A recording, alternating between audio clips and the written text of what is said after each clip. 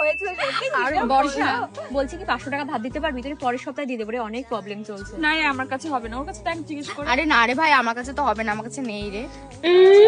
থাকলেও দিতাম না। ঈশা তোর কাছে হবে না? না রে আমার এই মাসে অনেক টানাটানি, আমার কাছে তো হবেই না। তোকে টাকা দেবো, কবে কবে ফেরত দিবি, দরকার কি আছে? এখনই লাগবে? কি করি? ঠিক আছে আমি দেখছি, দাঁড়াও দেখছি কি করা যায়। কি হয়েছে? দা বলো না, টাকা লাগবে এখন 1000 টাকা, বুঝতে পারছি না কি করবো। এই নে, আমার কাছে 500 আছে। তোর কাছে কত আছে? নে নে। 500 আছে আমার কাছে, নে। দে। তোর কাছে কত আছে? 300। নে ভাই। এত টেনশনে কি আছে? মুখ পেঁচা করছিস। আমরা আছি তো। চল চাপ দিস না।